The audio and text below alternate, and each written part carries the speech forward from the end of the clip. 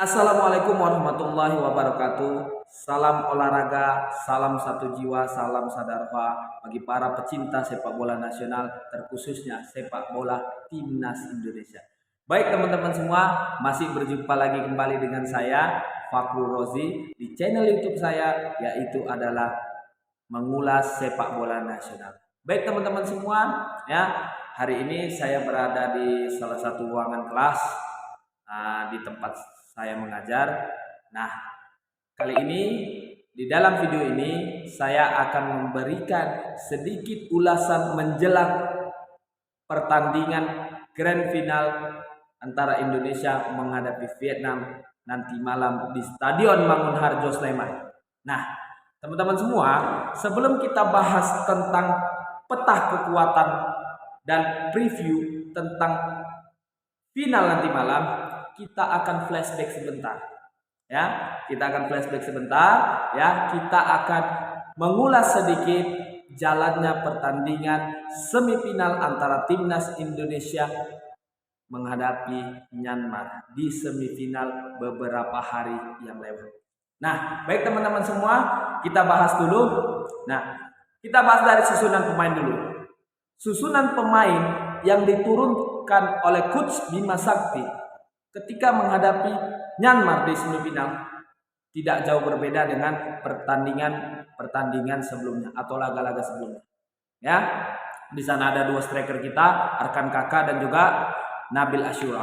Nah, teman-teman semua, saya menarik lihatnya di sini. Ya, seperti yang saya katakan di video saya sebelumnya, H-1 preview sebelum pertandingan semifinal semalam itu berlangsung, saya sudah katakan berulang kali, Myanmar bukanlah tim yang kuat, tapi tidak boleh disepelekan. Itu yang saya katakan dalam video saya. Kedua, timnas Indonesia, Garuda muda, anak muda ini memiliki mental yang sangat kuat dan juga memiliki fighting spirit yang sangat-sangat hebat sekali, ya. Pantang menyerah, semangat dan lain sebagainya, teman-teman.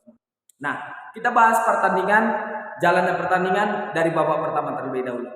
Di babak pertama, teman-teman semua, timnas Indonesia mendominasi penguasaan bola, ball position. Ya, timnas Indonesia keluar tampil menyerang, tampil tanpa beban. Ya, serangan bertubi-tubi dilancarkan oleh para pemain, baik dari sayap kiri, sayap kanan dan lain sebagainya. Hasil apa? Di babak pertama timnas Indonesia kebobolan terlebih dahulu. Ya, kebobolan terlebih dahulu. Apa yang menyebabkan kebobolan? Tidak adanya fokus dan miskomunikasi antara penjaga gawang dan para pemain belakang. Akhirnya, ya, bisa dimanfaatkan oleh pemain Myanmar mencetak 1 gol. Nah, permainan Myanmar saya rasa di babak pertama permainan Myanmar tidak terlalu dominan. Serangan-serangan mereka tidak terlalu dominan, teman-teman semua. Nggak ada serangan yang berbahaya sampai ke gawang timnas Indonesia. Hanya satu tendangan itu yang akhirnya menyebabkan gol. Itulah yang menyebabkan terjadinya miskomunikasi. Karena terjadinya miskomunikasi antara kiper dan para pemain belakang timnas Indonesia, akhirnya bisa dimanfaatkan oleh timnas Myanmar. Nah, di babak kedua, teman-teman semua, timnas Indonesia kembali lagi bermain secara agresif. Timnas Indonesia bermain secara agresif, menyerang, walaupun terkadang ada masih crossing ataupun passing yang salah dari para pemain muda ini. Tapi nggak apa-apa, ya. Akhirnya terus-terusan menyerang, momentum itu terjadi, ya. Dilanggar pemain timnas Indonesia di area sepertiga area, ya, di wilayah kotak penalti, dan akhirnya pemain timnas Indonesia berhasil menyamakan kedudukan lewat tendangan bebas yang saya katakan cukup spektakuler, teman-teman semua. Nah, di sisa-sisa laga timnas Indonesia kembali terus tampil dengan permainan yang bagus, tampil menyerang. Ya, salah satunya peluang yang saya ingat sekali adalah peluang salto dari Nabil, tapi sayang sekali membentur mistar gawang. Nah, alhasil apa? Skor imbang 1-1. Dan penentuan harus ditentukan lewat adu tos-tosan, lewat drama adu penalti. Nah, disinilah muncul teman-teman semua. Seperti yang saya katakan, disinilah muncul mental daripada pemain. Ya, ini bukan lagi bicara teknik kalau udah ngambil penalti, ini bukan lagi bicara skill ngambil penalti, tapi ini berbicara tentang mental. Siapa yang duluan siap? Dan ternyata pemain timnas Indonesia, anak-anak muda Garuda Muda siap. Mereka lebih siap daripada pemain Myanmar, teman-teman. Ya, contohnya apa kesiapannya? Satu, sebelum diadakannya tos adu penalti, teman-teman semua, saya masih ingat. Coba teman-teman semua lihat videonya nanti, ya, bagaimana kiper dari timnas Indonesia, ya, kiper daripada timnas Indonesia itu dipanggil oleh coach pelatih Markus, mantan kiper timnas Indonesia senior. Sekarang tugasnya melatih timnas Indonesia U16 kipernya. Dipanggil. Nah, dimonitoring lah, diberi arahan, diberi masukan. Ya, mungkin dengan pengalaman Marcus Horizon, mungkin sama-sama kita tahu bagaimana Marcus Horizon itu salah satu kiper yang terbaik yang pernah ada di Indonesia. Nah, diberikan pengalaman, diberikan ide, diberikan mungkin semangat, diberikan mungkin menaikkan mental daripada kiper tersebut. Nah, yang kedua teman-teman semua, para algojo timnas Indonesia itu berhasil semuanya melaksanakan tugasnya dengan sempurna dan baik. Berhasil melaksanakan tugasnya dengan sempurna dan baik. Nah, ini kenapa bisa terjadi? Ya, karena adanya pola latihan. Inilah kepintaran dari Coach Bima Sakti, teman-teman semua. Inilah kepintaran dari Coach Bima Sakti.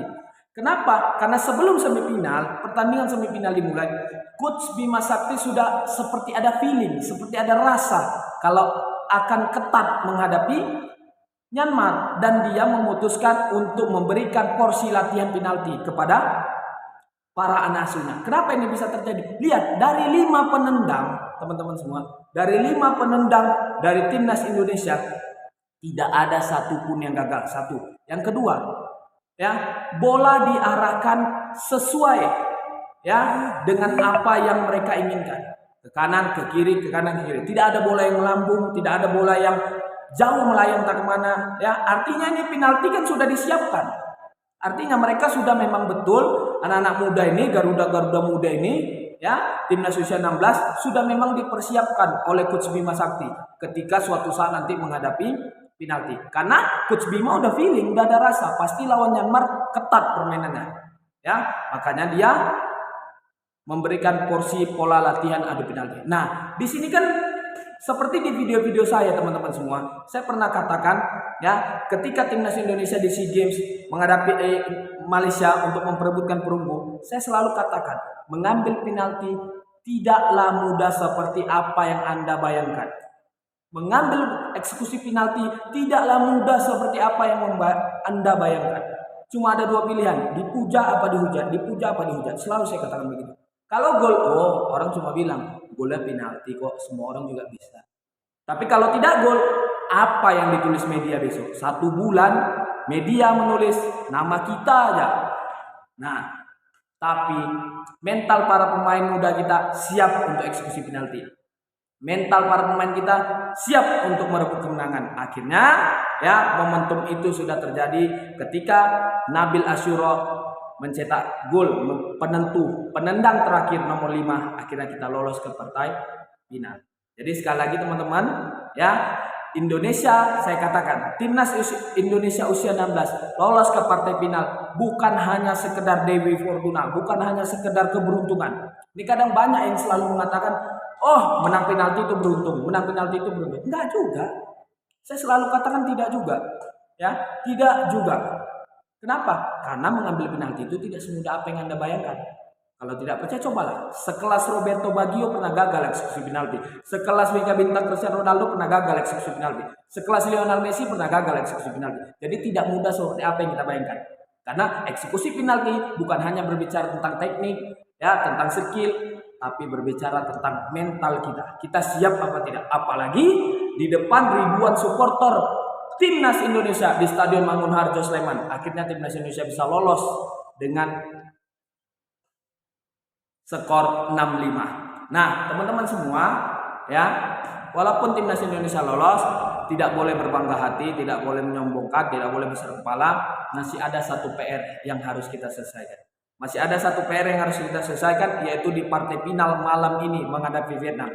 Nah, sekarang kita bahas tentang preview jelang pertandingan Indonesia menghadapi Vietnam, teman-teman semua. Kita akan bahas jelang partai final Indonesia menghadapi Vietnam nanti malam di Stadion Mangunharjo Sleman.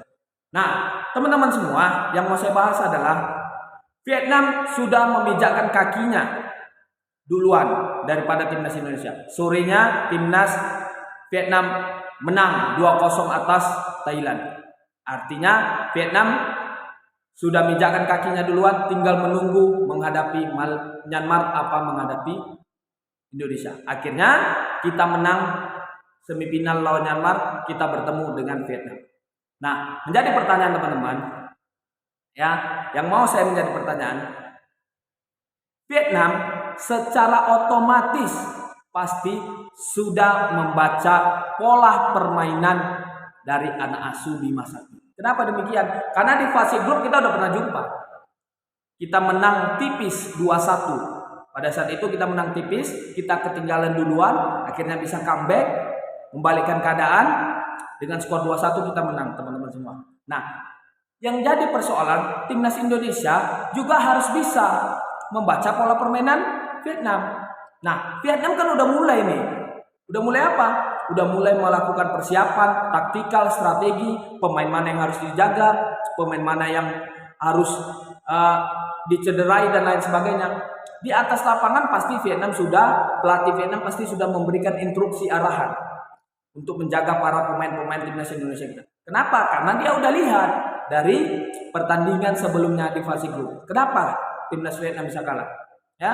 Nah, jadi pesan saya teman-teman semua, nah di sini Coach Bima Sakti harus bisa lebih cerdas lagi, lebih jernih lagi, memilih strategi, memilih taktikal, dan menurunkan para pemain yang siap tempur di medan pertempuran nanti malam. Nah, kita harapkan semua teman-teman tetap 2D, doa dan dukungan. Semoga timnas Indonesia usia 16 nanti malam bisa menuaikan hasil yang positif, hasil yang baik, dan mengangkat piala AFF usia 16 ya di Stadion Mangunharjo Sleman. Mudah-mudahan juara piala AFF di timnas usia 16 ini memberikan kado istimewa untuk hari ulang tahun negara Republik Indonesia yang ke-77, teman-teman semua. Kita harapkan sama-sama teman-teman semua, mudah-mudahan Indonesia nanti malam bisa menang. Saya yakinkan dan saya pastikan pasti jalannya pertandingan nanti malam sengit keras, dan saya pikir mungkin akan banyak banjir kartu. Baik teman-teman semua, itu saja yang bisa saya sampaikan jelang pertandingan timnas Indonesia menghadapi Vietnam di partai final nanti malam AFF usia 16. Lebih dan kurang saya mohon maaf. Billahi taufiq wal hidayah. Assalamualaikum warahmatullahi wabarakatuh.